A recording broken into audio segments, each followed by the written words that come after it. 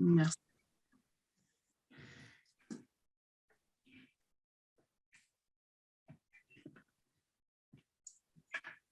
Merci. 1.2, prière d'ouverture. Donc, est-ce qu'il y aura des intentions de prière autour de la table? Je ne vois pas. Monsieur Blair. Merci certainement pour tous les membres de notre grande famille qui souffrent de malaise, soit physique ou mental. Et nous avons une intention très particulière que Sébastien va partager avec vous. Merci beaucoup. Ben oui, on a appris au début de la semaine le décès d'une enseignante chez nous, toujours en fonction. C'est Mme Nicole Gendreau, enseignante à l'École secondaire catholique Père-René de Galiné. Madame Nicole était enseignante à la classe d'apprentissage adapté, j'ai de la misère, autrefois la CPV, entre autres. Puis elle était bien connue de plein de collègues partout dans la famille d'école parce que j'ai parlé à certaines gens. Et puis, c'était une dame de foi aussi. Et puis, elle nous a quittés au cours de la fin de semaine. On peut imaginer l'impact chez les élèves de sa classe en particulier et puis dans la communauté en général. Et puis, on pouvait voir sur la page Facebook de l'école, c'était hier, je crois, un hôtel, une table qui avait préparé un petit sanctuaire en hommage à Mme Nicole et puis avec des messages des élèves, des cartes, une croix, des choses comme ça. Alors, novembre est aussi le mois des défunts.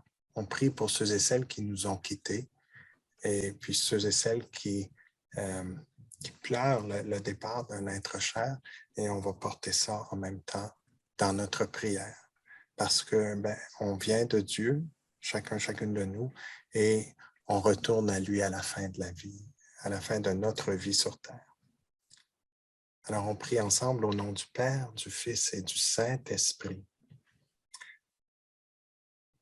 Parce que le Seigneur envoie son ange veiller sur ses enfants.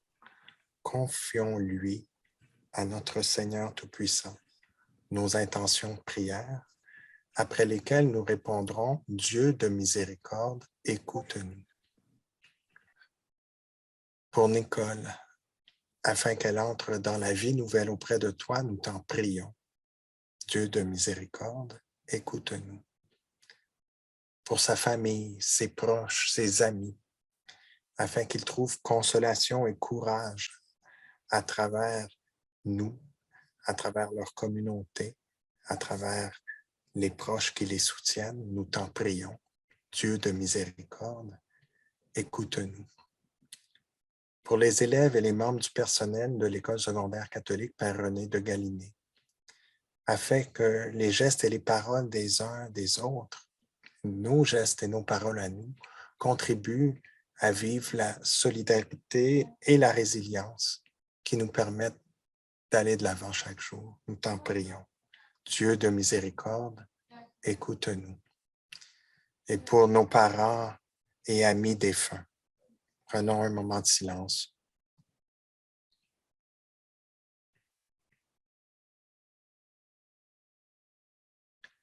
Seigneur, nous te confions ces intentions en te demandant de consoler les cœurs qui peinent. Et c'est pourquoi, dans l'espérance de la résurrection, nous prions. Donne-leur, Seigneur, le repos éternel et que brille sur eux la lumière de ta face, qu'ils reposent en paix.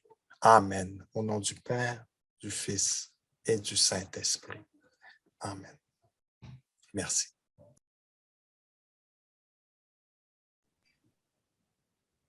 Merci, Sébastien. Bonne soirée.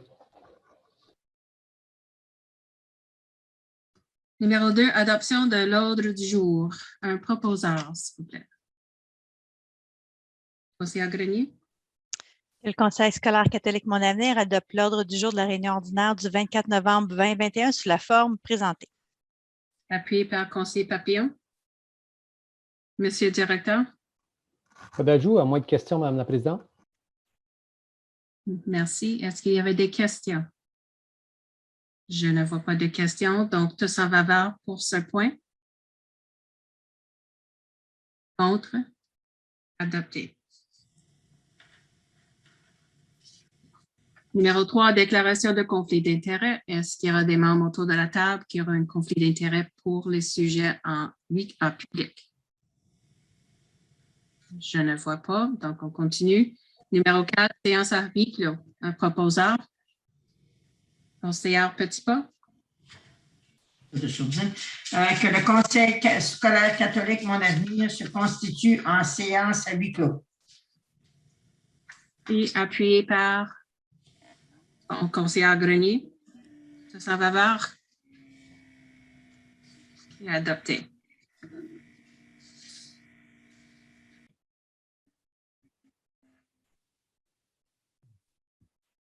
Donc, reprise de la réunion publique du Conseil. 5, audition des contribuables, délégation sans objet. 6, présentation de services aux nouvelles du système. 6.1, lancement du programme spécialisé en art de Toronto, PSTAT, offert à l'École secondaire catholique Saint-Frère-André. Monsieur le directeur. Merci. À ce moment-ci, je vais céder la parole à la surintendance Kozak. Merci, Monsieur le directeur, et bonsoir à tous. Nous avons le grand plaisir ce soir de vous présenter, par l'entremise d'une vidéo, le programme spécialisé en art de Toronto à l'École secondaire catholique Saint-Frère-André.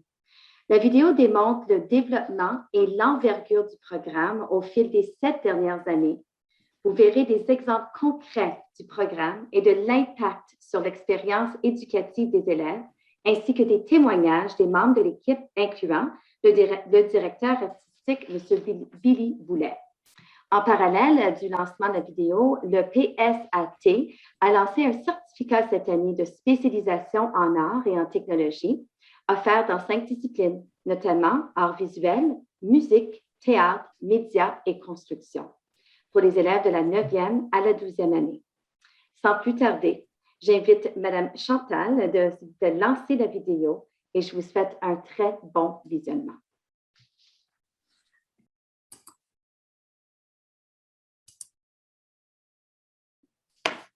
Chantal, Abdou va vous appeler chez toi à SFA.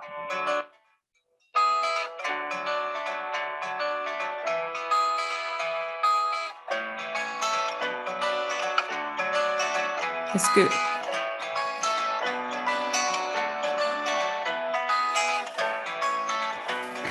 oui.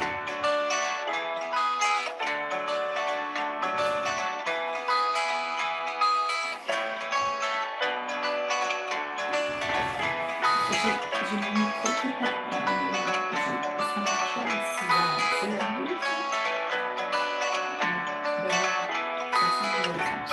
Ben, de toute façon, il va fonctionner. J'ai fait des tests cet après-midi. On a créé le programme spécialisé en art de Toronto pour donner l'opportunité aux élèves francophones de Toronto de vivre l'expérience d'un programme spécialisé dans les arts, étant basé à Toronto, qui est un peu une grande métropole au Canada, qui est aussi un centre artistique au pays, même dans le monde. Je vais pas jouer Définitivement, pour ce qui est de la francophonie en Ontario, Toronto est aussi un centre très important. Donc, le programme spécialisé en art de Toronto permet aux jeunes du secondaire de se spécialiser dans une discipline artistique dans la grande ville de Toronto, tout en poursuivant leurs études secondaires. Nous avons lancé le programme en 2015 avec une première...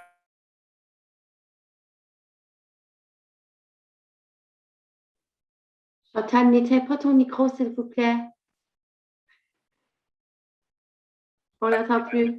Donc, au début, petite école, nouveau programme, on a commencé avec un spectacle, Noé, qui était une grosse production multidisciplinaire. Le but était d'aller chercher les élèves de 8e année de la première cohorte, puis de leur donner la chance de vivre une grosse collaboration dans un spectacle de grande envergure, un peu de type Écho d'un peuple, où il y avait des membres de la communauté d'impliqués, des chorégraphies, des chansons, de la construction de l'Arche de Noé. Donc, on a cherchait à créer une grosse collaboration entre toutes sortes de disciplines artistiques pour donner l'expérience aux jeunes de vivre c'était quoi monter un spectacle. On apprend à communiquer et on apprend à écouter. C'est aussi une forme d'art où est-ce qu'on peut s'amuser, on peut explorer, on peut jouer. Donc, je pense que non seulement c'est amusant, mais c'est aussi, ça aide les jeunes de découvrir comment mieux s'exprimer sur scène devant un public, quoi que ce soit, mais aussi qu'il y a plus qu'une façon qu'on peut dire les choses. Le programme spécialisé en art de Toronto, maintenant, bien entendu, c'est plus que seulement un programme qui produit des spectacles, des concerts, des vernissages et tout ça. C'est un programme qui a aussi le mandat et la mission d'explorer à travers des partenariats où on peut utiliser l'éducation artistique et technologique pour entrer en contact avec des partenaires partout en province et même partout dans le monde. Je pense ici notamment à un de nos grands partenaires qui a défrayé le chemin pour nous, donc le Centre d'excellence artistique de l'Ontario à De La Salle, à Ottawa. Un des objectifs des partenariats est bien entendu d'entrer en contact avec d'autres institutions franco-ontariennes qui se battent comme nous pour faire rayonner un peu notre culture et ce qu'on a à offrir dans le monde. Donc, les jeunes ont la chance non seulement de créer des choses ici, mais aussi de voir ce qui se passe ailleurs, de s'ouvrir sur le reste de l'Ontario français, sur le monde en général même. Un autre partenariat qu'on développe en ce moment, c'est avec l'Université de l'Ontario français qui vient tout juste d'ouvrir ses portes tout près de chez nous au centre-ville de Toronto. Ça, c'est une autre opportunité pour nos élèves d'expérimenter un peu ce qui s'en vient pour eux après le secondaire. Les partenariats avec les institutions postsecondaires ou le monde du travail sont aussi très importants pour notre élève qui se spécialise dans une discipline artistique ou technologie. C'est très important de voir que ce n'est pas juste quelque chose qu'il fait maintenant pendant qu'il est au secondaire, mais c'est quelque chose vraiment qui va avoir un impact sur le reste de sa vie. Dans le programme spécialisé en art de Toronto, on a maintenant 5 branches et dans la suite du documentaire, vous aurez la chance d'en entendre parler. Mais nos élèves peuvent se spécialiser maintenant en art visuel, en musique instrumentale et ou vocale, en théâtre et théâtre musical, en technologie, médias et cinéma, ainsi qu'en construction et design. Donc ça donne un petit aperçu des champs de spécialisation qui sont accessibles à nos élèves. Donc, très bien entendu, on dit programme spécialisé en art, mais c'est vraiment, il s'agit d'un programme spécialisé en art et technologie. Donc, le scope est quand même assez large à ce niveau-là. En 7e, les élèves vont explorer, entre autres, les contes et légendes qui sont un peu l'origine, si on veut, du théâtre, c'est raconter des histoires. Donc, ils vont explorer un peu les contes et légendes de toute Acadie, canadiens, québécois, autochtones. Ensuite, ils vont explorer un peu l'improvisation et la commedia dell'arte. Puis, par après, ils font le clown. Alors, des aspects un peu plus physiques, si on veut, du théâtre. Puis ensuite, ils vont explorer des monologues. Ils vont apprendre à créer, développer un personnage, apprendre à mémoriser un texte, exprimer différents types d'émotions, explorer un peu les différents tons et les mouvements pour faire du théâtre d'ombre, où est-ce qu'ils vont créer leur propre histoire, créer leur propre marionnette, leur décor, puis présenter une œuvre complète. Puis pour terminer, ils font le design d'un personnage. Donc, ils vont lire une pièce et choisir un personnage. Donc, ils vont faire un peu le costume, le maquillage, un peu explorer comment est-ce qu'on exprime une personnalité d'un personnage avec ce qu'ils portent et ce qu'ils ont dans le visage. Eh bien, en danse, comme dans la plupart des activités artistiques, on prend conscience de soi et de son entourage. On apprend à utiliser les éléments tels que notre corps et nos actions, l'énergie, le temps, l'espace, l'interrelation et plusieurs techniques, principes et formes de danse. La créativité corporelle est soutenue par une bonne base de la danse et l'histoire de la danse aussi. Alors, il y a 3 unités. Une unité, c'est la théorie. Une autre unité, c'est l'analyse et l'histoire. Et 3e unité, c'est la performance. La partie théorique, on apprend à lire les notes. Il y a une introduction au chant grégorien. Et on voit aussi un peu de rythmique. Puis, en 8e année, on fait ça, mais avec un peu plus de profondeur. Depuis que je suis petit, je pratique la musique, soit le piano, le saxophone, plus récemment le violon. C'est juste tellement fun, tellement bon de le faire. Et c'est un peu comme un complément de ton expression, si tu veux. Puis quand on voit tout un orchestre avec des dizaines de musiciens ensemble, en faisant un produit, si vous voulez, qui est harmonieux, joli, beau, etc., c'est juste énorme. J'ai étudié la musique à l'université, j'ai fait mon bac et ma maîtrise en musique. Et j'adore la musique. Je suis percussionniste, donc on fait beaucoup de percussion dans les cours d'orchestre à vent. Ce qui me passionne, c'est de jouer avec les autres, de se réunir, d'avoir un but commun, donc de jouer une pièce ensemble.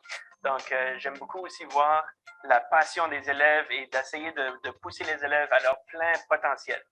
On étudie l'équilibre symétrique et radial par moyen du mandala et on travaille avec le médium d'aquarelle et encre.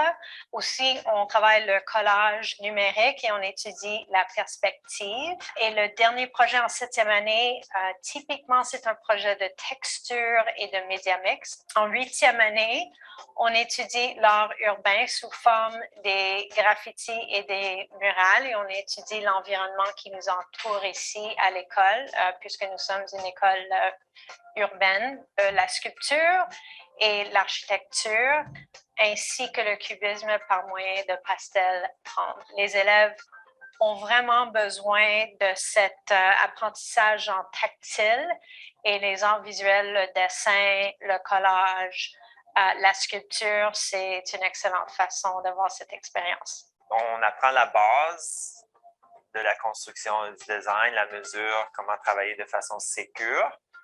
Une fois que ça c'est établi, bien, on commence à produire des petits objets pour se familiariser avec les outils, les machines. Puis au fil que l'année progresse, on va commencer à rentrer dans la production de structure pour la pièce de théâtre. Un exemple de ça, c'est la première année qu'on a commencé, on a créé l'Arche de Noé, qui était 20 pieds de haut, faite avec des morceaux de bois là, de 2 pouces d'épais, 12 pouces de large, par 14 pieds. On pliait le bois, on formait le bois pour faire le bateau. C'était une expérience incroyable. On sait qu'aujourd'hui, en construction, tu peux aller travailler, bâtir des maisons, mais tu peux aussi aller travailler pour l'industrie du cinéma puis du théâtre pour bâtir des choses. Ça n'a pas besoin nécessairement d'être construction pour le résidentiel nécessairement, parce qu'on est chanceux avec ce qu'on a ici à l'école, c'est qu'on peut enseigner un peu des deux. Tout le monde fait des films. Mais est-ce que tout le monde fait des bons films? Alors, pour moi, c'est d'essayer de voir qui sont les meilleurs cinéastes et pourquoi ils sont si bons. Et c'est quoi, dans le langage de leur film, qui fait qu'ils ont un avantage sur les autres. J'essaie de leur montrer c'est quoi, dans le langage cinématographique, qui fait l'excellence. Donc, il y a l'éclairage, évidemment, révéler la personne par la lumière. Il y a le mystère, parce qu'on ne peut pas juste éclairer, on peut cacher aussi.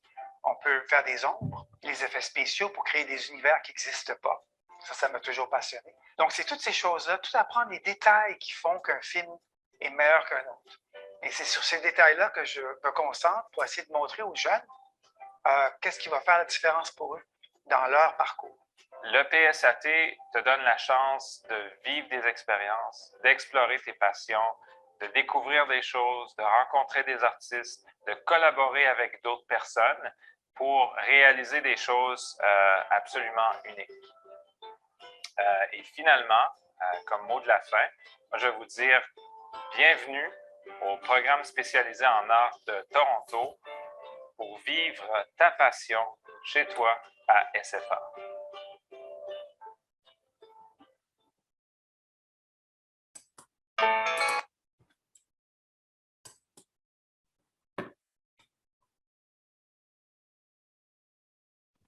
Merci beaucoup, Madame Chantal. On a réussi malgré tout. Merci. Je vous invite à poser des questions en espérant que je puisse avoir des réponses. Autrement, je m'engage à vous les donner en bonne et due forme. Merci beaucoup, Gina. Merci, Chantal, de ta persévérance. Puis, s'il n'y a pas de questions pour Gina, on va avoir le plaisir d'accueillir Billy, comme on l'indiquait, la semaine prochaine. Donc, on profitera de l'occasion pour le féliciter pour le montage et tous ses efforts en lien avec ce programme. Merci. Puis, c'était à noter que les élèves de Saint-Frère-André ont participé à l'inauguration de l'université avec Toronto West pour chanter notre place. Donc, ils ont eu une chance d'être live à l'université. Puis, j'ai compris de la direction adjointe que les élèves ont vraiment aimé l'expérience. Donc, merci. Merci beaucoup. OK, donc, on continue. Numéro 7, adoption des procès-verbaux.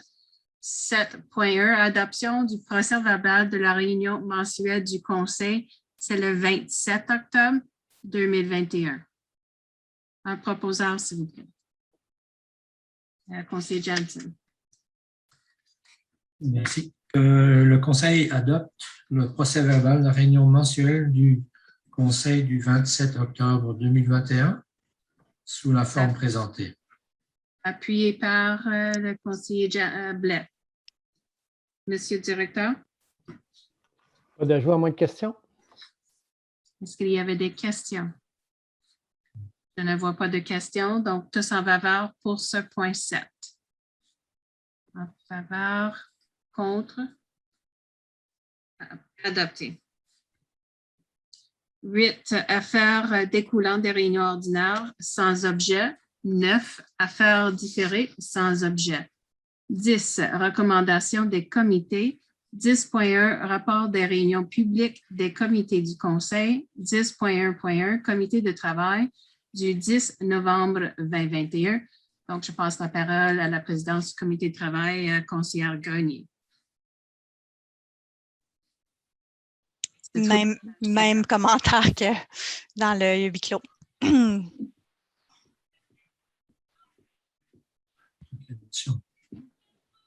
Est-ce que tu voulais que je propose la motion? Oui, 10.1.1, rapport DR 23-11-2021, section 5.1, règlement de procédure. Conseillère Grenier. Donc, le Conseil approuve la modification apportée à la section 5.01, ordre du jour du règlement de procédure selon le rapport de la direction 23-11-2021, intitulé Règlement de procédure, section 5.01, ordre du jour. Appuyé par conseiller Papillon. Monsieur le directeur. Merci. Juste un rappel là, que c'était le dernier morceau du casse-tête au niveau du changement ou des changements que vous aviez demandé au règlement de procédure. Donc, si vous avez des questions, on me fera plaisir. Merci. Est-ce qu'il y avait des questions? Pas de questions. Donc, juste commentaire, c'était, comme il a mentionné, c'était notre dernière modification pour compléter nos règlements de procédure. Donc, merci à tous et toutes pour votre participation et pour vos suggestions qui permettront le Conseil d'améliorer notre gouvernance comme toujours. Merci. Donc, s'il n'y avait pas d'autres questions, tous en faveur pour ce point. En faveur, contre, adopté. 10.1.1.2, rapport PER 1311, rapport portant sur la propriété déclarée excédentaire d'autres conseils scolaires. Un proposeur. Conseiller Blais. Le Conseil n'approuve pas les propriétés mises en disponibilité telles que décrites dans le rapport PLA 13-11-2021, intitulé Rapport portant sur les propriétés déclarées excédentaires d'autres conseils scolaires et agences provinciales, et pour lequel le Conseil ne manifeste aucun intérêt, soit Brampton, Uxbridge, Uxbridge. Merci. Appuyé par. Appuyé par. J'appuie. Oh, je n'ai pas vu. Conseiller Papillon. Est-ce qu'il y avait des questions de cette présentation? Pas de questions, donc tous en faveur pour ce point. En faveur, c'était unanime. 10.1.2, comité de vérification du 15 novembre 2021. Donc, je passe la parole à la présidence du comité de vérification, le conseiller scolaire Jansen. Et donc, comme j'avais dit dans la partie huis clos, on va passer à devoir adopter les états financiers consolidés. Donc, ça a été discuté pendant cette réunion. Donc, à part ça, je peux peut-être rajouter un petit point, c'est que on a demandé aux membres les 2 membres du comité du public qui font partie du comité s'ils allaient continuer. Puis on a leur confirmation qui continuera jusqu'à la fin de l'année prochaine pour le comité de vérification. Merci. Donc, je passe la parole à M. Blair. Est-ce que vous voulez que je fasse la motion? D'abord et puis le rapport? 10.1.2.1, état financier consolidé au 31 août 2021. Monsieur conseiller Jensen. Oui, que le Conseil adopte les états financiers consolidés au 31 août 2021. Appuyé par conseillère Grenier. Monsieur le directeur. Merci. Je céderai la parole au chef des affaires, Chin. Merci, Monsieur le directeur. Donc, c'est un document que nos vérificateurs ont présenté au comité de vérif. Alors, ça a été débattu en long et en large. J'aimerais quand même vous pointer certains faits saillants de ces états financiers-là. Tout d'abord, je vous emmène à la page 56 de la trousse, qui est l'opinion des auditeurs externes. Alors, vous allez voir au 2e paragraphe, dans leurs opinions, ils disent que ces états financiers consolidés donnent une image fidèle à la situation financière consolidée du Conseil scolaire catholique Mon Avenir au 31 août 2021. Donc, en termes comptables, c'est un rapport clean. Ils n'ont pas fait de modifications dans les états financiers que l'administration leur a présentés. Après ceci, on va aller à la page 61 de la trousse, qui est le bilan, qui est l'état consolidé de la situation financière du Conseil. Alors ici, c'est un fait saillant que j'aimerais apporter à votre attention, surtout le compte débiteur, qui est la note 2, qui se trouve à la page 73. Alors, si vous descendez dans la trousse à la page 73, au niveau des débiteurs, parce que au comité de vérif, il y a plusieurs questions qui ont été posées sur cet item-là en particulier. Alors, vous allez voir que le compte à recevoir des municipalités ont diminué de 17 millions pour tomber à pratiquement 6 millions de dollars. Alors, la note 2A vous indique que ce qui s'est passé, qu'au début de la pandémie, la province a permis aux municipalités de retenir certaines sommes d'argent au niveau des taxes scolaires qui sont versées au conseil scolaire. Alors, ces sommes d'argent-là ont été récupérées en 2020-21. Alors, toujours dans la même veine, si vous descendez à la prochaine page, vous allez voir qu'au niveau des comptes à payer, il y a aussi le gouvernement de l'Ontario pour le même montant, qui est de 10 966 850 $. Alors, ce qui s'est passé, c'est que pour ne pas pénaliser les conseils scolaires, le gouvernement de l'Ontario a prêté cette somme d'argent-là au conseil. Et quand les municipalités nous ont versé l'argent en 2020-21, nous, on a retourné cet argent-là au gouvernement de l'Ontario. C'est ça qui explique pourquoi c'est le même montant du côté des comptes à recevoir et des comptes à payer. L'autre point que j'aimerais aussi porter à votre attention, toujours dans les comptes débiteurs, c'est le 2B, la note 2B. Vous allez voir qu'un peu plus haut, on dit que le gouvernement de l'Ontario nous doit 20 116 459, tandis que dans la note un peu plus bas, dans la note 2B, ça dit, on parle de 24 566 016. Alors, ce compte à recevoir, c'est en lien avec la stratégie de gestion des liquidités. Alors, tous les conseils qui ont des réserves ou des surplus, le ministère de l'Éducation retient une somme d'argent avec 0% d'intérêt. Alors, pourquoi le montant est différent? C'est que le calcul est refait à la fin de l'année financière, soit le 31 août. Alors, dans notre cas, le 31 août 2021, le montant que le ministère devrait nous retenir s'élève à 24 566 016. Et la différence du 4,4 millions qui est entre le 20 millions qui est en haut et le 24 millions qui est en bas, le ministère va nous prendre cet argent qu'au mois de janvier 2022. Alors, techniquement, ils nous doivent 24 millions et nous, au 31 août, on leur doit le 4,4 millions. Alors, c'est juste une question de présentation. Au lieu de dire ils nous doivent 24, nous, on leur doit 4, on a mis le montant net qui est de 20 116 459 en haut de la page. Avez-vous des questions à date? OK, on va continuer. Alors, la prochaine note, c'est la note 5. Alors, vous allez voir, c'est à la page 74 de votre trousse.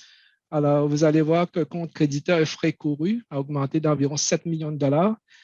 C'est par rapport à divers projets de construction. En fin d'année, il y avait des factures qui n'étaient pas encore payées. Entre autres, c'est des projets de construction à Sainte-Trinité. Il y avait des projets de garderie à Mère-Élisabeth-Bouillet et Saint-Michel.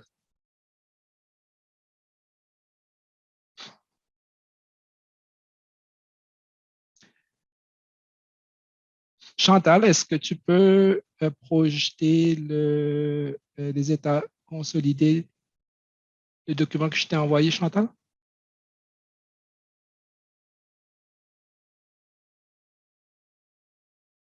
OK. Le prochain point que j'aimerais... C'est un peu trop gros. OK. Le prochain point que je vous emmène dans les états de résultats de l'excédent cumulé.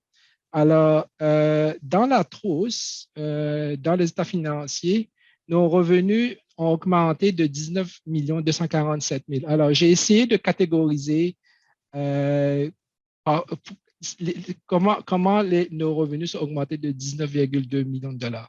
Alors, en lien avec la COVID, alors cette année, on a reçu des montants du gouvernement de l'Ontario et du gouvernement fédéral qui s'élèvent à 9,7 millions pour le soutien à la COVID.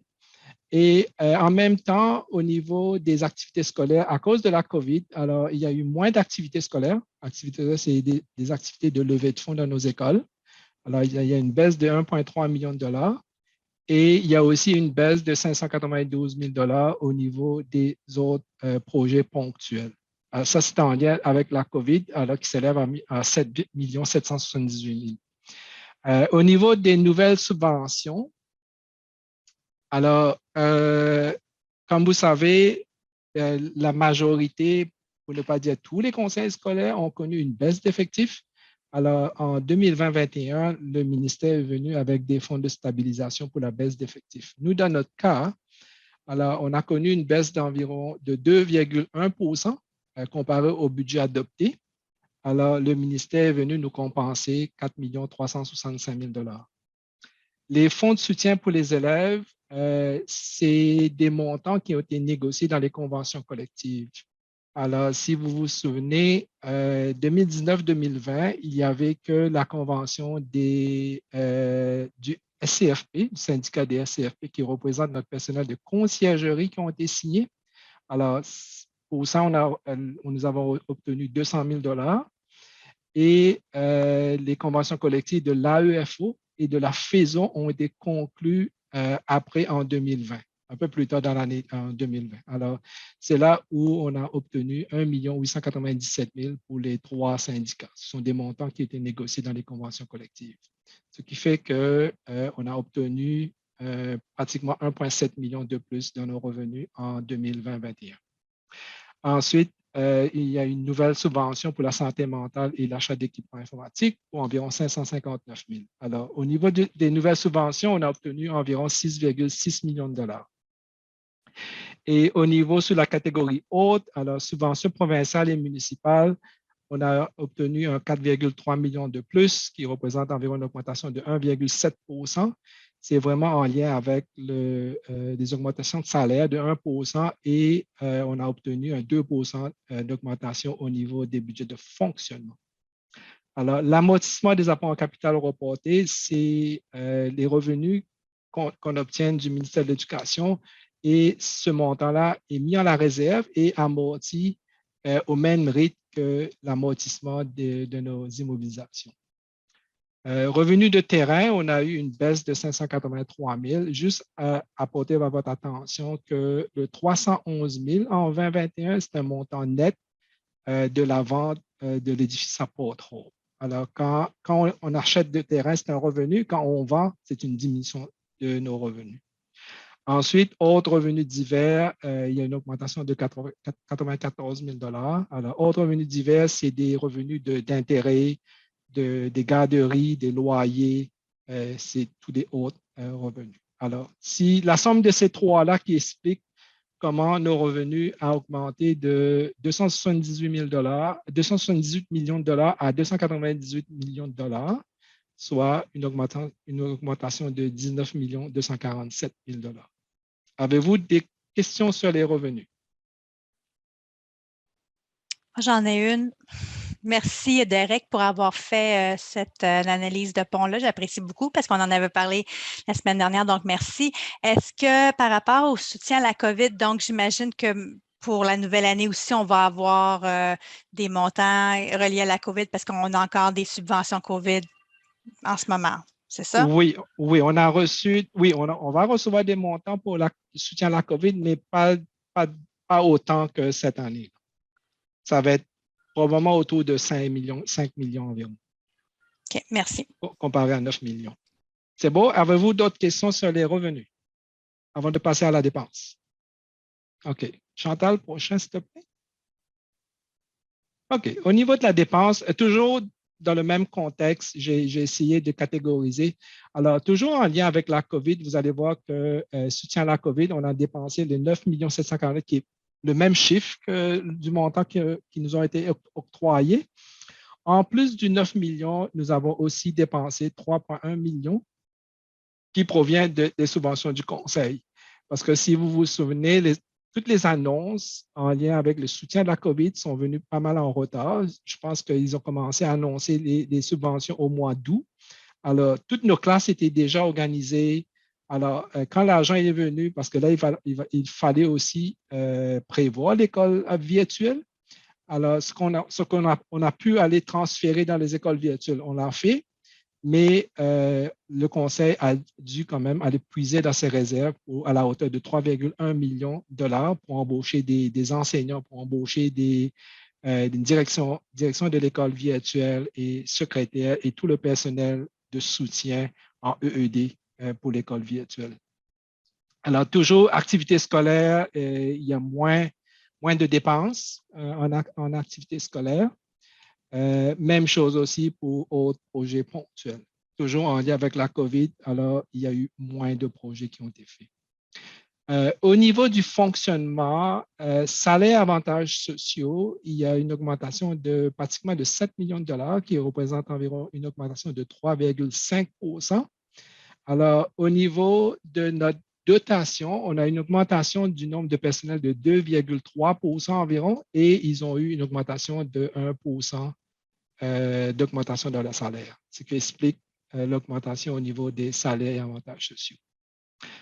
Au niveau du fonctionnement, c'est pas mal la même chose. Il ne faut pas oublier que même en 19-20, les écoles étaient fermées pratiquement 4 mois, 3 mois et demi, 4 mois.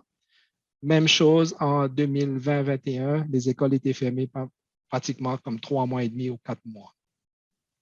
Alors, ce qui explique pourquoi nos budgets de fonctionnement, nos dépenses de fonctionnement est pas mal la même chose entre les 2 années. Intérêt des emprunts, il y a eu une baisse en 19-20. On avait pris un emprunt à court terme pour aller faire l'acquisition du site de Vaughan. Alors, de 2021, le montant a été remboursé, ce qui explique pourquoi aussi on a moins d'intérêts payés en 2021. Ensuite, finalement, l'amortissement des immobilisations, vu qu'on a plus d'actifs, notre taux d'amortissement est plus élevé. Alors, ceci vient vous expliquer pourquoi nos dépenses ont augmenté de 18 677 000 entre les 2 années. Avez-vous des questions sur les dépenses? OK. Finalement, je vais vous emmener dans la trousse. On va retourner dans la trousse. Je vais juste vous pointer sur un chiffre. Alors, si on s'en va à la page 85 de votre trousse, au niveau des excédents accumulés, c'est là que vous allez voir troisième ligne de la note 11, c'est notre surplus de fonctionnement. Alors, on est sorti de 8,4 millions, on est monté à 13,3 millions de dollars. C'est notre réserve de fonctionnement présentement, en date du 31 août 2021.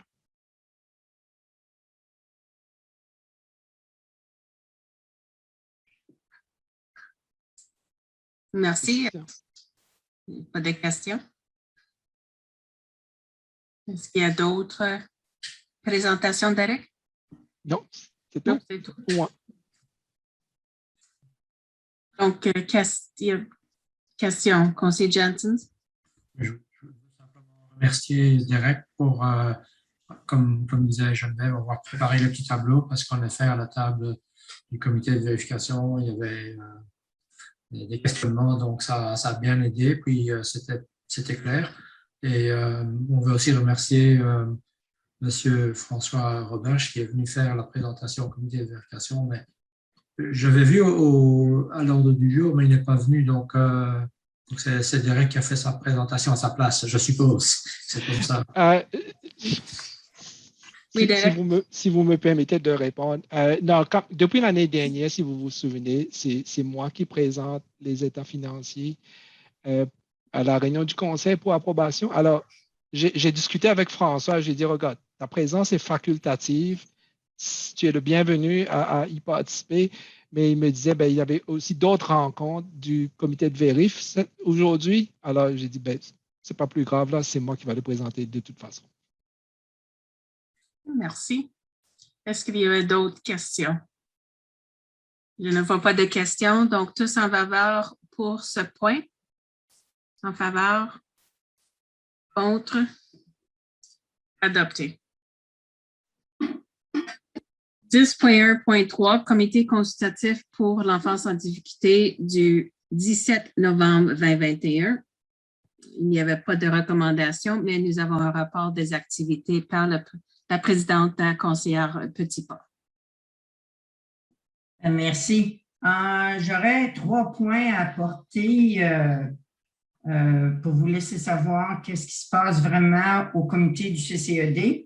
Nous avons eu une présentation du service à l'élève, autrement dit, le processus de référence centrale.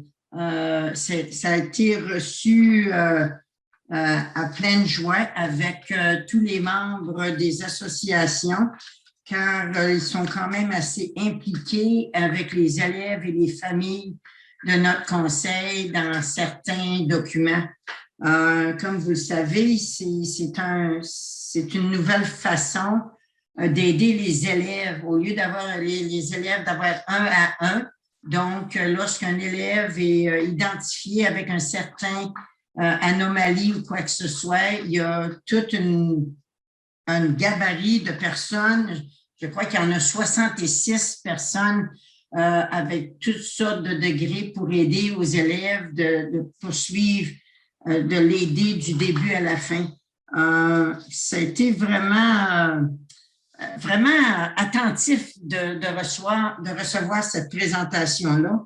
Ils nous ont dit qu'à peu près 2000 élèves déjà qui ont reçu le service. Donc, on voit qu'il y a beaucoup d'avantages avec la centrale. Donc, peut-être qu'un jour, le comité de travail aimerait recevoir cette présentation-là. J'ai trouvé ça extraordinaire. Ça a été très, très attentif par tous les membres du CCED. Le deuxième point que j'aimerais apporter, le comité a proposé que les membres des associations fassent leur présentation de c'est quoi les associations. Encore une fois, ça a été bien reçu. immédiatement, chaque membre a choisi le mois qu'ils vont présenter. Donc, au mois de décembre, nous avons déjà une personne, Mme Joanne, qui va présenter son association et qu'est-ce que l'association peut apporter aux familles du Grand Conseil. Encore une fois, si vous avez la chance d'y participer, c'est très intéressant. Le troisième point, c'est toujours la bonne nouvelle du Conseil. Nous avons un élève de 6e année à Monseigneur Jameau qui a été choisi comme ambassadeur pour Dexely Canada. Je suis allée aujourd'hui un peu plus loin et je suis allée sur le site.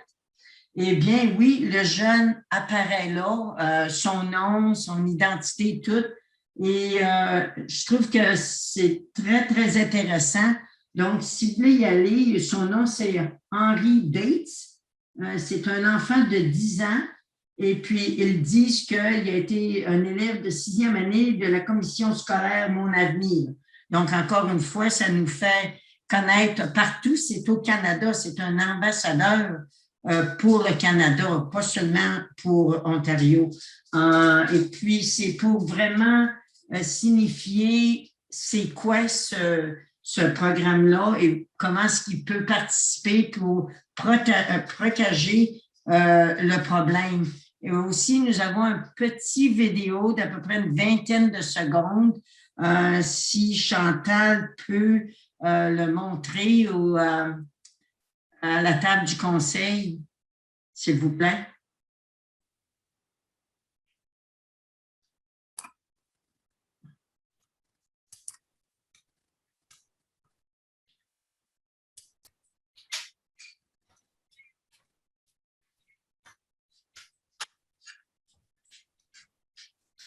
Encore une fois, on n'a pas de son. La dyslexie.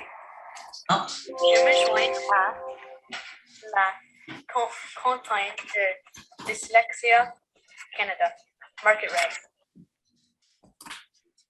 Donc, c'est un jeune très, très intéressant de notre conseil. Donc, c'était la bonne nouvelle du conseil. C'est les 3 points que j'aimais amener. Je ne sais pas si les 2 autres membres, Donald et Melinda, auraient d'autres choses à ajouter. Oui, Donald? Moi, j'invite tout le monde à venir nous visiter ou participer aussi. Parce que depuis que je fais le CCED, je me rends compte que c'est dans le CCED que ça se passe. Pour être impliqué dans le conseil, il faut être impliqué dans le CCED. Fait que j'invite tout le monde à faire l'effort de venir et venir participer. C'est ça. Merci. Oui, on a des excellentes présentations planifiées, puis Annick Gagnon fait une excellente, avec son équipe, présente les services, comment ça fonctionne dans nos écoles. Donc, félicitations à toute l'équipe d'administration de notre conseil. Donc, la raison qu'on reçoit plusieurs élèves à travers de notre territoire. Donc, merci, conseillère Petitpas. C'est tout ce que je pouvais apporter. OK, merci. Donc, on continue à 10.1.4, le comité de participation des parents. La prochaine rencontre sera le 18 janvier. 11, étude des rapports des membres de l'administration. 11.1, rapport CDA 10-11-2021 d'admission. Monsieur le directeur. Merci. À ce moment, je vais céder la parole à la surintendance Iskander. Merci. Donc, le rapport fait état des comités d'admission qui ont eu lieu durant le dernier mois. Si vous avez des questions, il me ferait plaisir d'y répondre.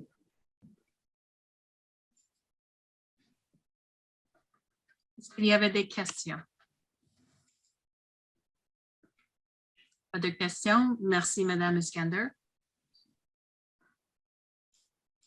11.2, rapport FIN 13-11-2021, rapport financier au 31 octobre 2021. Le rapport se trouve aux pages 98 et à 101 de la trousse. Monsieur le directeur. Merci. Monsieur Chin revient le plaisir de répondre à vos questions. Merci, Monsieur le directeur. Donc, pour les 2 mois, au 31 octobre 2021, comme vous pouvez le voir, on dégage un surplus d'environ 625 000 $. C'est principalement au niveau des lits titulaires de classe et de la ligne aide enseignant. Alors, les salaires moyens qu'on avait utilisés au budget sont plus élevés que le salaire moyen réel. Alors, tout ceci va être ajusté au budget révisé. Au niveau des dépenses hors classe, c'est vraiment au niveau de la ligne de transport qui dégage un surplus de 75 000 $. Alors, comme vous le savez, on a moins d'élèves qu'on avait initialement budgété. Alors, j'attire votre attention à la page 101 de la trousse où vous pouvez constater que l'équivalent quotidien moyen qu'on avait mis au budget adopté était de 17 076. Alors là, présentement, on se trouve à 16 341, qui est une baisse d'environ 700 élèves. Alors, on va avoir un peu de défi au budget révisé, mais on va vous présenter le budget révisé en temps et lieu. On va avoir de bonnes discussions là-dessus au niveau de l'administration. Merci, M. Chin. Est-ce qu'il y avait des questions? Je ne vois pas de questions. Donc, merci pour la présentation. 12, affaires courantes. 12.1, l'Association franco-ontarienne des conseils scolaires catholiques. Donc, nous avons une vidéo pour vous partager. Donc, l'association a lancé une campagne de sensibilisation sur l'importance de l'éducation catholique de langue française en Ontario. Donc, il y aura des capsules de vidéos créées et présentées chaque mois. Donc, nous avons une excellente capsule pour vous partager ce soir. Madame Chantal.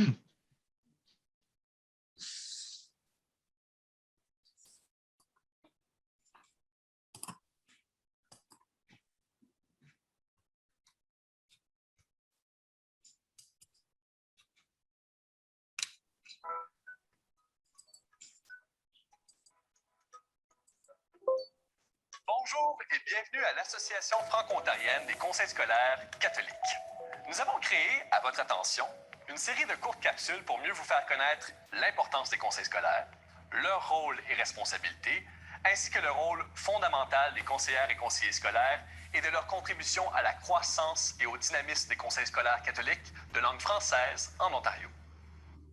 Une série de capsules que vous pourrez visionner et partager ici et où nous parlerons notamment de l'histoire de l'éducation en français en Ontario, de l'importance des conseils scolaires et de leur création, du système scolaire catholique de langue française et de bien plus encore. Pour plus d'informations sur l'éducation catholique, découvrez notre site afocsc.org. Merci et bon visionnement!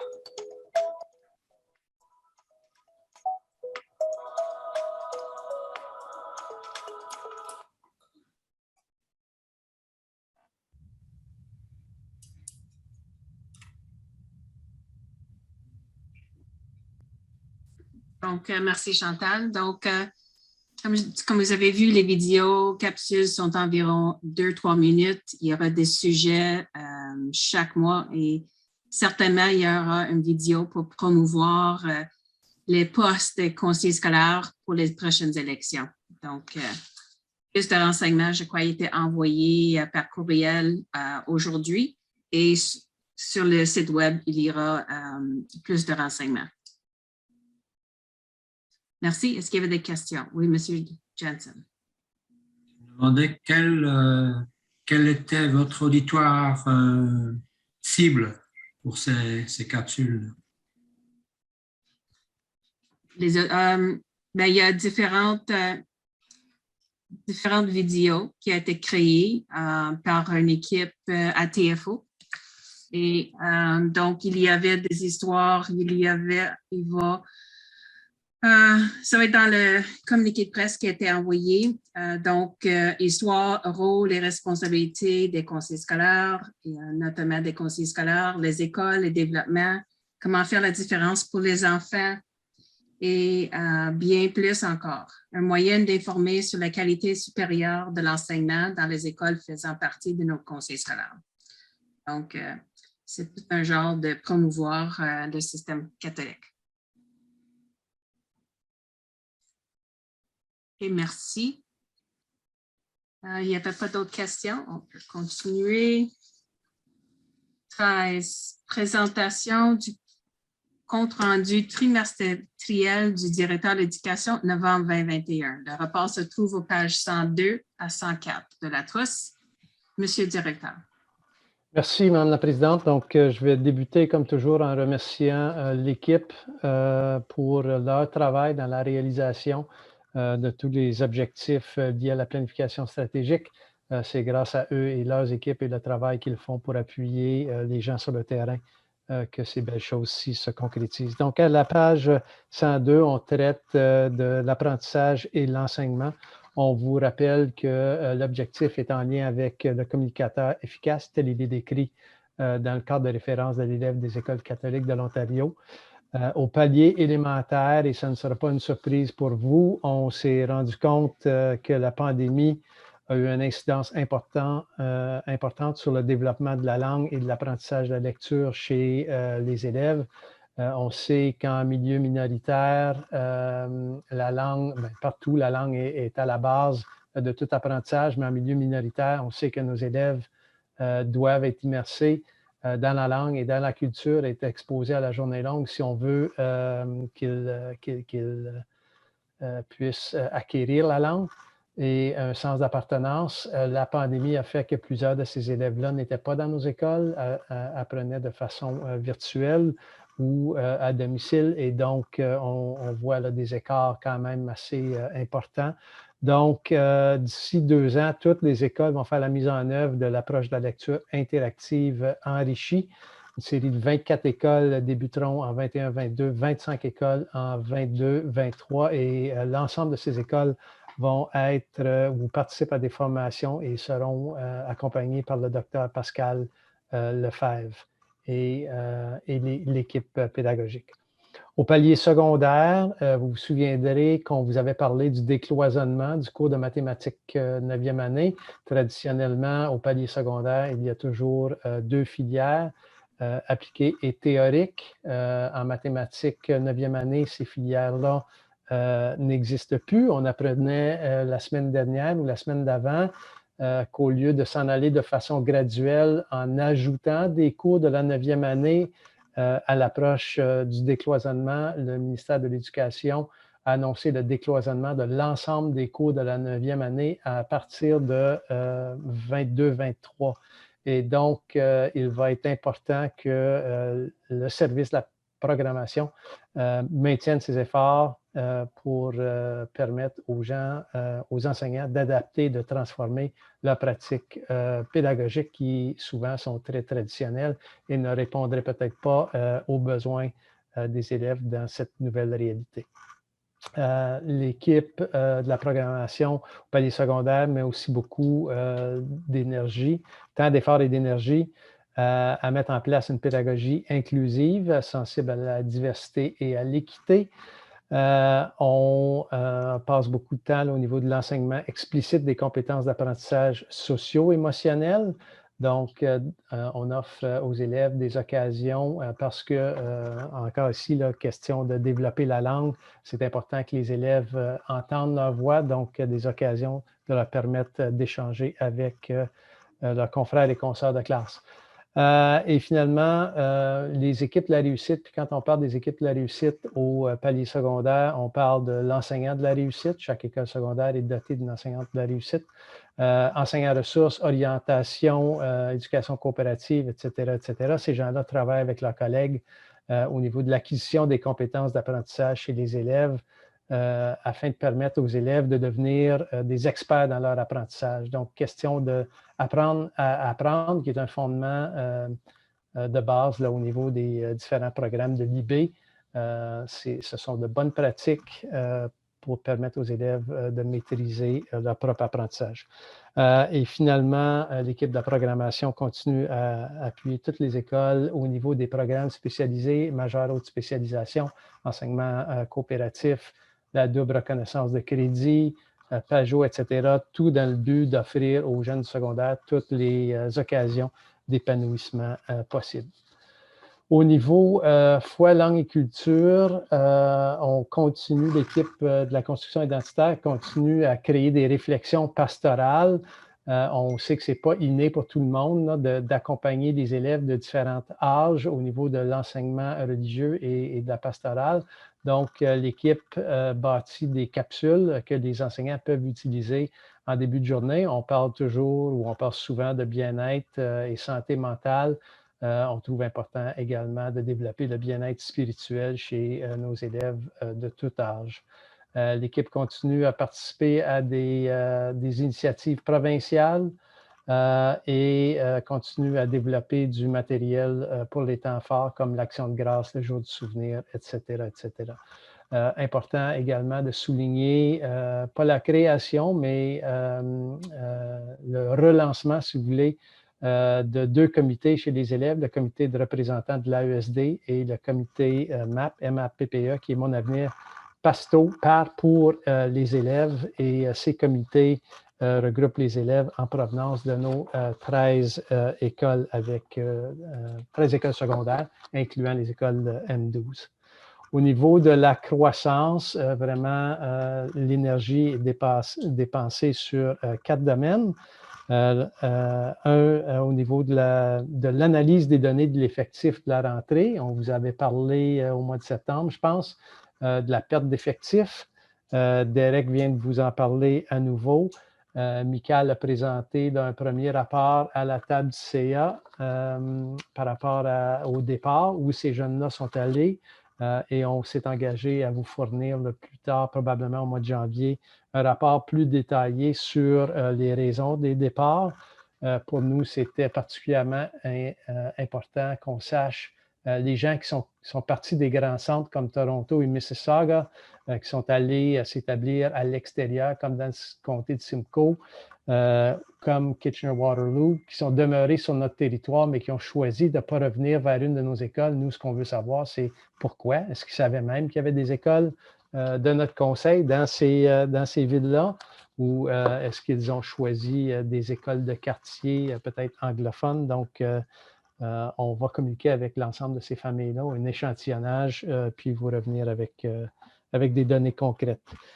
Deuxième élément au niveau de la croissance, c'est au niveau de stratégie de promotion à base locale. Michael et son équipe sont conscients de où on a des plus grands défis et donc s'attaquent à ces initiatives locales. On parle évidemment, comme on le fait à chaque année, notre campagne de recrutement. C'est déjà parti au palier secondaire. Il y a une campagne de l'automne qui se passe au mois de novembre. Il va y en avoir une autre à l'hiver. Et au mois de janvier, il y a également la campagne au palier élémentaire. Et le 4e volet au niveau de ces efforts-là est vraiment au niveau de l'élargissement de l'offre de programmes de travailleurs en établissement. Donc, aller accompagner, chercher et accompagner nos familles nouvellement arrivées. L'équipe amicale a réussi à aller chercher un financement pour ajouter des membres du personnel pour mieux desservir les régions de Kitchener-Waterloo et Simcoe-Muskoka. Et finalement, au niveau de l'apprentissage à l'ère numérique, vous vous souviendrez qu'on s'était donné comme objectif d'assurer un espace commun transformé dans l'ensemble de nos écoles. On est heureux de vous dire que nous avons atteint notre objectif, que l'ensemble des écoles, sauf une, qui est Sainte-Trinité, qui est en train de vivre un projet d'agrandissement présentement, ont leur local à Sainte-Trinité. Ce local-là fait partie de la nouvelle construction. À partir de la page 105, vous allez trouver le rapport transitoire. Le rapport transitoire fait état de tous les efforts de la dernière année. On retrouve peut-être ce qui va vous intéresser le plus à la page 109, ce sont les données qui découlent du rapport transitoire qui vous démontrent dans la colonne de gauche les cibles qu'on s'est données pour 2022 et dans la colonne de droite, là où nous sommes rendus en 2021. Vous allez voir évidemment dans nos données des impacts de la pandémie au niveau de la communication, l'utilisation du français, etc. Donc, on est conscient du travail à faire là, pour tenter de fermer l'écart, de rétrécir l'écart pour se rapprocher de notre cible 2022. Au niveau de foi, langue et culture, vous allez voir dans les résultats de 2021, c'est sans objet. On se souvient qu'on devait être physiquement dans les écoles en train de travailler des projets avec les élèves pour nous permettre de développer cette composante. Comme vous savez, l'année passée, nous n'étions pas dans les écoles, c'était strictement les enseignants et ceux qui offraient des services en EED qui travaillaient auprès des élèves. Et vous voyez également là, nos indicateurs au niveau de rétention et apprentissage à l'ère numérique, encore à la page 109. Donc, le rapport du DG arrive fin du mois de décembre. Donc, on va avoir encore ici là, le bilan là, de tout ce qui a été fait au niveau de la planification stratégique au cours de la dernière année. Donc, si vous avez des questions, il me fera plaisir d'y répondre.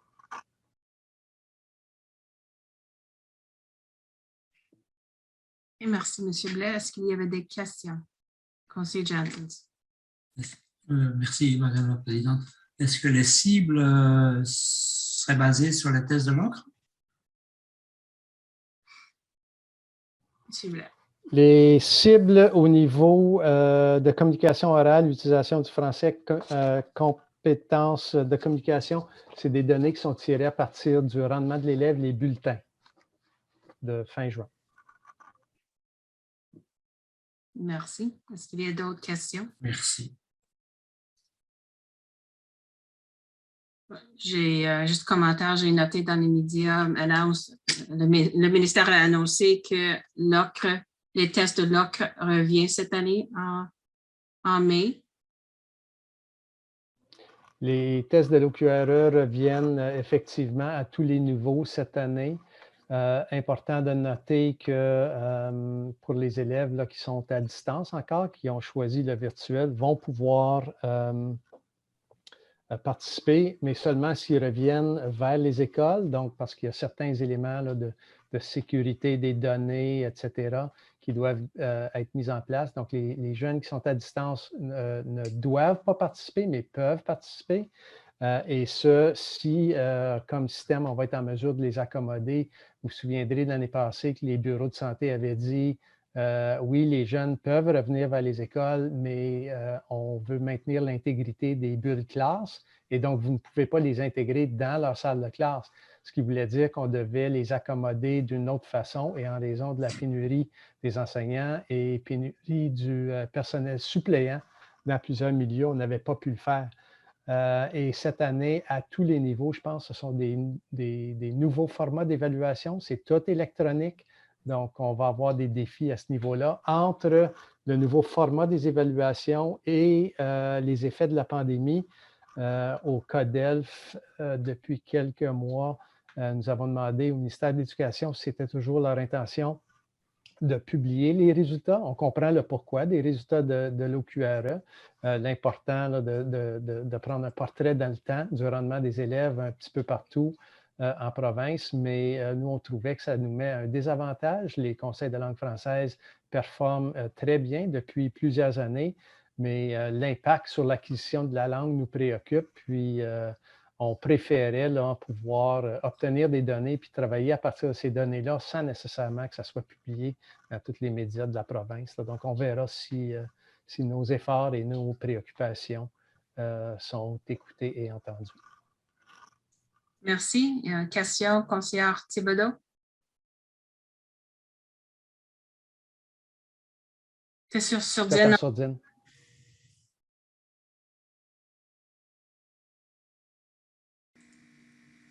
C'est plutôt une clarification. quand je regarde sa page 109, là, les indicateurs, l'utilisation du français oral au secondaire, le résultat pour 2021 dépasse notre cible. Alors, comment est-ce qu'on peut expliquer que le français oral s'est tant amélioré, étant donné la pandémie, le fait qu'on n'est pas en classe, c'est virtuel? Je vais demander à Gina de complémenter là, ma réponse. On se souvient qu'on s'était donné comme priorité l'utilisation de la langue française dans divers milieux, dans diverses situations au palier secondaire. Et donc, même si les jeunes étaient à distance, les enseignants, la consigne ou la demande que les directions d'école et le service de la programmation avaient faite, c'est malgré les circonstances, créer des opportunités où les jeunes vont pouvoir échanger beaucoup avec leurs confrères et consoeurs de classe. Et donc, c'est le résultat, on se souvient, et la conseillère Thibodeau serait la première à vous le dire. Là. La SELF avait fait une recherche il y a environ 8 ans, si pas 10, qui nous démontrait que les élèves au palier secondaire échangeaient avec leurs confrères et consoeurs, parlaient moins de 3 minutes par jour. Et donc, c'est un des éléments là, que les gens du palier secondaire ont tenté d'adresser. Gina, as-tu des ajouts? Non, bien, je peux peut-être dire que nos élèves du palier secondaire avaient un avantage dans le sens de l'accès à la technologie et une facilité à œuvrer dans ce milieu virtuel. Donc, le transfert au virtuel s'est fait avec beaucoup plus de souplesse et les enseignants ont été très créatifs rapidement à créer, comme M. Blais vient d'indiquer, des occasions multiples pour échanger. Par exemple, dans Google, avec les sous-groupes, les breakout rooms, c'est un parmi plusieurs exemples qui ont été utilisés pour vraiment favoriser ces échanges en petits groupes, en diade et en grands groupes également. Oui, bon, ben, c'est impressionnant. Vous êtes à féliciter pour ça. Ça l'encourage parce que vraiment, là, avec le fait qu'on ne peut pas se voir, on peut pas les élèves ne peuvent pas se parler, c'est un résultat impressionnant. Merci. Est-ce qu'il y avait d'autres questions? Je ne vois pas. Donc, j'ai bien compris, M. Blais, vous avez complété les 2 rapports. Merci. 13. Bien sûr. 13.2, présentation à la suite de participation au congrès. 13.2.1, congrès et AGA de la Fédération nationale. Ça, c'était pour ceux qui ont participé au congrès de la Fédération nationale. Claire et Nathalie ne sont pas ici ce soir, donc les 2 conseillères scolaires ont participé à plusieurs des ateliers et à l'AGA. Est-ce que vous avez une autre question, conseillère Thibodeau, ou juste baisser la main? Okay. Juste baisser la main, s'il vous plaît. Donc, et pour moi, c'est inclus dans mon rapport de la présidence. S'il n'y a pas d'autres ajouts, on continue. 14, compte rendu mensuel des membres du conseil. Pour 14.1, pour la présidence, le rapport de la présidence se trouve aux pages 111 et 112. Donc, vous avez encore les renseignements sur la gouvernance, sur le démarchage politique. À noter, j'ai partagé avec le Collège boréal et l'université pendant la soirée Club canadien de Toronto. Ça fut une excellente soirée, mais on était approchés par le collège et l'université pour voir comment on peut mieux promouvoir les collèges et universités francophones avec nos élèves. Donc, il y aura des suivis avec l'administration pour avoir une rencontre avec les conseillers scolaires de Toronto, conseillère Dufour-Séguin et Anne Godbout, pour discuter de différentes stratégies, un échange entre Collège boréal, Lise Bellan et les conseillers scolaires et l'administration. Donc, le suivi sera fait par le collège et Edith Dumont sur l'université. Donc, ce fut une excellente soirée. avec le ministre Mulroney aussi qui est arrivé de bonne heure. Donc, on a eu un bon 20-25 minutes avec elle pour discuter des dossiers, des enjeux pour le système francophone aussi. Et dernière page 2 de mon rapport, c'est à noter que le comité d'organisateurs pour le congrès de la SEC a recommencé. Donc, on espère d'avoir l'inscription en janvier pour ce congrès qui sera tenu à Blue Mountain, Collingwood. Merci. Est-ce qu'il y avait des questions?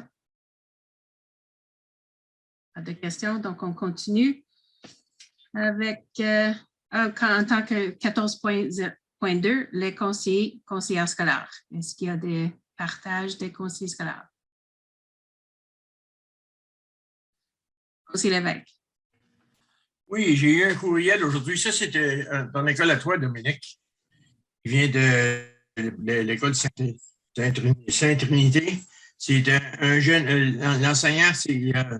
Emmanuel Denou qui a envoyé un message à un enseignant. Son nom, c'est Nathaniel, pour le féliciter parce qu'il a obtenu, lors des 3 dernières évaluations, la question.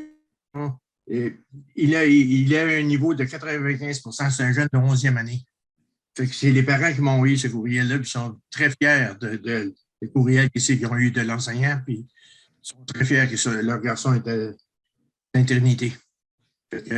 C'est des bonnes nouvelles pour le conseil. Et aussi, j'ai été visiter l'école Notre-Dame la semaine passée et j'ai trouvé que l'école était bien propre. Le directeur est fantastique et à toutes les semaines, on a des nouveaux élèves. C'est qui vient du public, ça fait que c'est encore de bonnes nouvelles. Merci. Est-ce qu'il y avait d'autres partages ce soir? De mon côté, pour Sainte-Catherine et Niagara Falls, donc c'est les rencontres avec les conseils d'école. Immaculée Conception, c'est incroyable de voir l'engagement de plusieurs parents. Je pense qu'ils sont 14 parents autour de la table, très engagés. Et la même chose avec notre école élémentaire catholique Saint-Antoine à Niagara Falls. Donc, ce fut des excellentes rencontres avec nos conseils d'école. Donc, s'il n'y avait pas d'autres partages, je passe la parole aux 14.3, les élèves conseillères scolaires. La parole est à vous. Merci, Madame la Présidente. Donc, nous allons débuter avec le premier point. Le premier point, en fait, il n'est pas dans le rapport, mais Audrey et moi avons eu cette recommandation de pouvoir le mentionner. En fait, nous avons participé à la première rencontre du Sénat des élèves de la FOCSC et vraiment, ce fut une occasion magnifique pour nous de voir vraiment quel est le but de cette association. Et Audrey et moi, nous avons pu converser avec les élèves de d'autres conseils, faire leur connaissance encore plus. Et bonne nouvelle, Audrey a été élue en fait première ministre du Sénat d'élèves de la FOCSC. Donc, vraiment, mes félicitations à elle. Ça fait du bien de pouvoir voir une élève du CSC Mon Avenir au sein de cette association pour représenter surtout les élèves. Donc, Audrey, oui, je te cède la parole. Tu avais quelque chose à ajouter sur ce? Oui, merci Sandra, c'était bon, merci. C'est sûr, à l'aide de l'appui de la FOCSC, le Sénat d'élèves travaille ensemble pour appuyer les élèves francophones catholiques de l'Ontario dans leurs aspirations et attentes. Et je suis ravie de travailler ensemble à la cultivation et la vitalité de la francophonie en Ontario. C'est sûr, dans les prochains mois à suivre, nous allons subir des réunions officielles pour notre Sénat d'élèves. Et donc, il va y avoir plus d'informations qui sera à venir. Je passe la parole à Sandra. Super. Donc, si maintenant nous voyons le rapport, il se trouve à la page 113. Ce rapport, en fait, il est très bref. S'il y a quelque chose à retenir, vraiment, les points à souligner, c'est vraiment le jour du souvenir.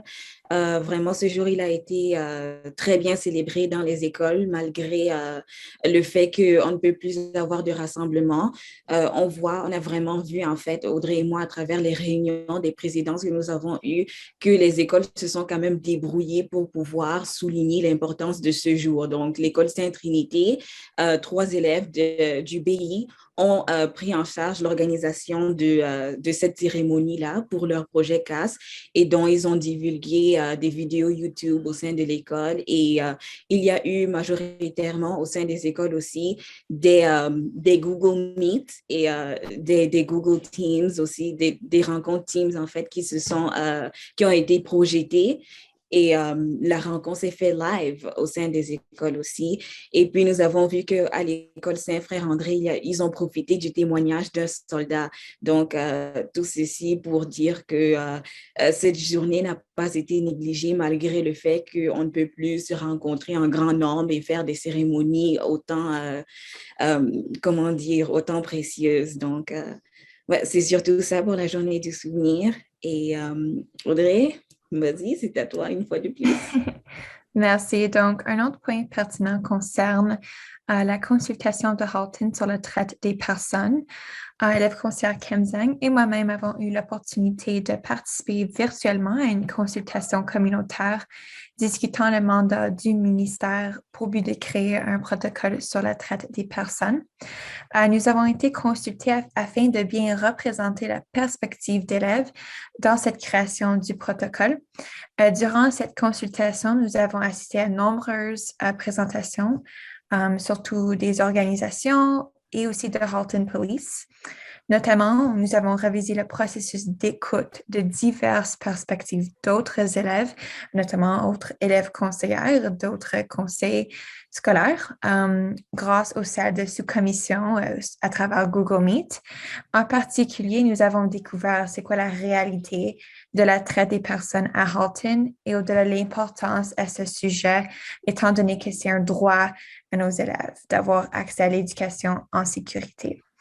Enfin, nous voulons remercier Mon Avenir pour cette opportunité d'apprentissage pour Sandra et moi-même, mais vraiment que c'est un grand privilège d'avoir écouté cette consultation. Donc, je voulais juste remercier Mon Avenir pour nous avoir donné cette occasion de participer à cette consultation. Finalement, si vous avez des commentaires ou des questions, nous serons ravis d'y répondre. Et c'est tout. Aussi, comme d'habitude, il y a des photos à la fin du rapport. Donc, je vous encourage très fortement à regarder le travail des élèves, surtout pour la journée du souvenir. C'est vraiment beau à voir ce que les gens ont fait lors de cette journée-là. Certainement. Merci. Est-ce qu'il y avait des questions pour nos élèves conseillères? Mes félicitations, Audrey. Étant donné que le congrès de la FOCSC sera tenu à Toronto en mai, c'est certainement que tu auras un rôle de leadership avec vos collègues à travers la province. Merci. Je suis excitée. Oui, merci. Donc, il n'y avait pas plus de questions pour les élèves. On continue. 15 avis de motion sans objet. Correspondance. Les correspondances se trouvent aux pages 118, 102, 118 à rapport se trouve aux pages 102 à 175 de la troupe. Est-ce qu'il y avait des questions sur les correspondances? Conseiller Lévesque? Non, merci, non. Oh. S'il n'y avait pas de questions, conseiller Johnson? Merci, Madame la Présidente. On continue de recevoir des lettres, des copies de lettres d'autres conseils scolaires au sujet des salaires des superviseurs, des agents de supervision. Est-ce que vous avez entendu de quoi de la part du ministre à ce sujet? Est-ce qu'ils font quelque chose? Non. Encore une fois, il a confirmé qu'il n'y a aucun intérêt du gouvernement d'ouvrir cette discussion qui touche non seulement l'éducation, mais ça touche tous les divers organismes provinciaux, des hôpitaux, donc plusieurs, j'essaie de trouver le nom, Crown Agencies, donc il n'y a aucun intérêt dans ce moment. Monsieur Blais. De la couronne. Merci. Merci de poser la question, conseiller Jensen. Vous m'ouvrez la porte. Ça fait partie d'une stratégie provinciale qui est appuyée par les 4 associations de conseillers. Donc, votre tour va arriver. Là. Vous êtes à veille de recevoir une demande pour la rédaction d'une lettre d'appui à envoyer au ministre également. Merci. Est-ce qu'il y a d'autres questions sur les correspondances? Je ne vois pas, donc on continue. 17, motion de recevoir. Un proposeur, s'il vous plaît. Conseiller Blais.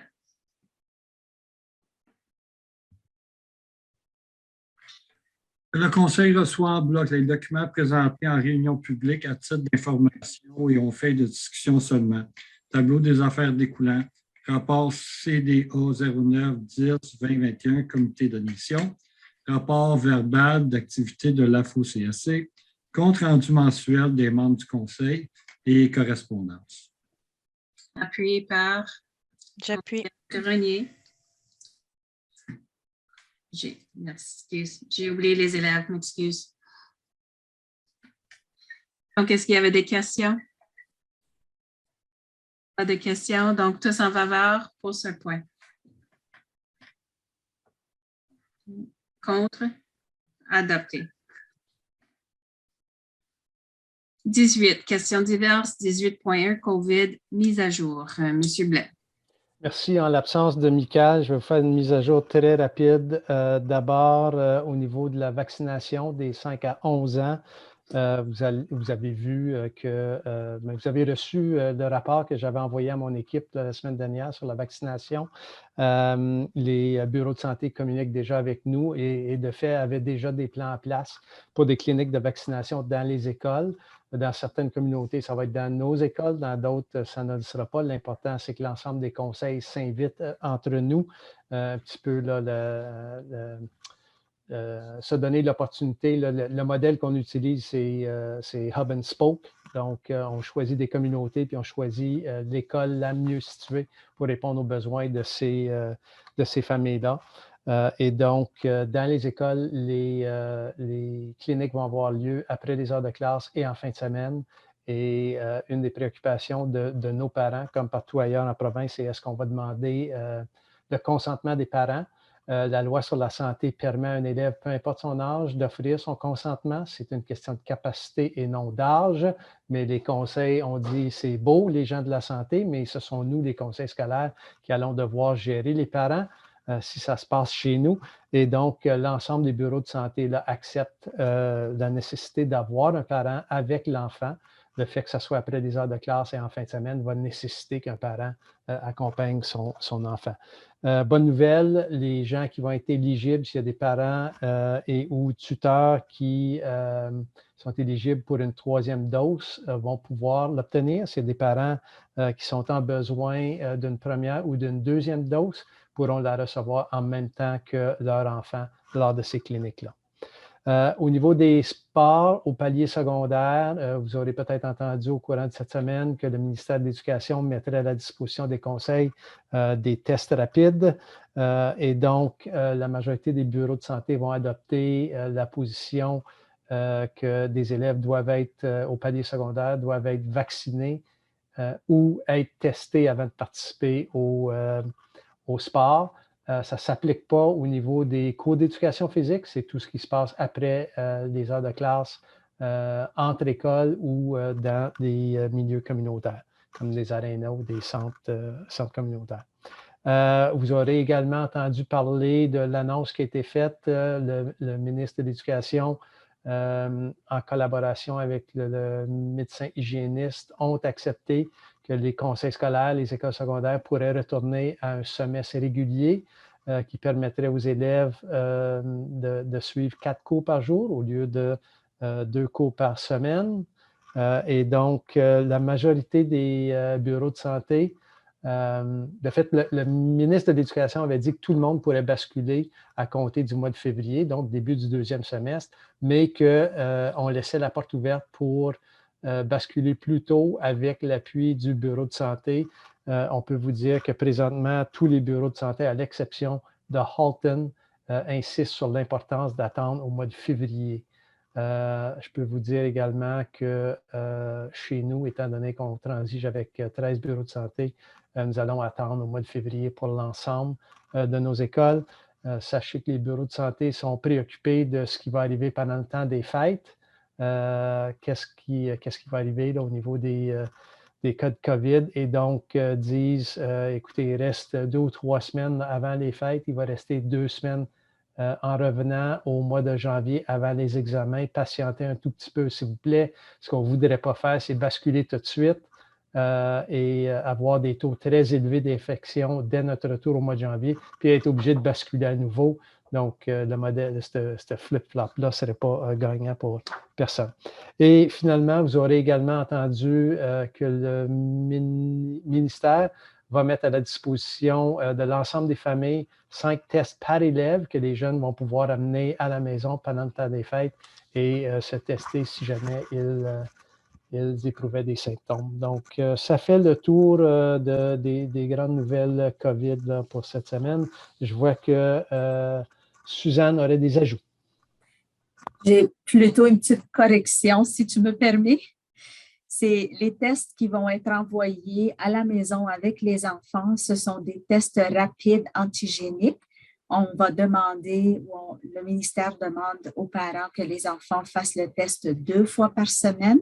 Si un test s'avère positif, donc il faudrait qu'ils aillent faire le test de la COVID dans un centre à ce moment-là. Merci. Merci, Madame. Question, conseillère Grenier. C'est plus un commentaire, là, mais je trouve ça bien que tu parles du fait que les cliniques seront agencées avec les écoles. Là, ça va être quand même dépendamment de la région. Je regarde dans la région de York, là, tu vois, moi, j'ai un rendez-vous pour ma plus jeune vendredi, donc j'espère que les parents vont quand même passer par leur bureau de santé normal parce que le processus est quand même très rapide. Là, donc, je ne sais pas si ça va être c'est ça ce qui va se passer. Chaque bureau régional va regarder quelles écoles peut-être ont moins de taux de vaccination pour dire c'est là qu'on met la clinique de vaccin. Mais dans l'ensemble, j'ai été agréablement surprise par le fait qu'hier, on a pu avoir un rendez-vous dans la même semaine. Donc, on va espérer que tous les parents vont faire de même. Effectivement, il y a des communautés qui vont être ciblées plus rapidement que d'autres pour ces cliniques-là et soyez rassurés que dès que nous allons recevoir les informations des bureaux de santé sur leur clinique, on va les acheminer aux écoles. Merci. Est-ce qu'il y avait d'autres questions ou commentaires? Je ne vois pas. Et c'est 9h moins 10. J'ai une autre question au sujet de la COVID. Vas-y, conseiller. Est-ce que j'ai bien lu que le ministère a annoncé 600 millions en capitalisation hier? Est-ce qu'on peut avoir quelque chose là-dessus? Le ministre a également précisé, je pense en conférence de presse, que les annonces deviendraient publiques dans les prochaines semaines. Donc, il va falloir qu'on patiente un tout petit peu. Merci. Est-ce qu'il y avait d'autres questions? Je ne vois pas. Donc, 19, levée de la réunion ordinaire du Conseil à 20h49. Merci. Chantal pour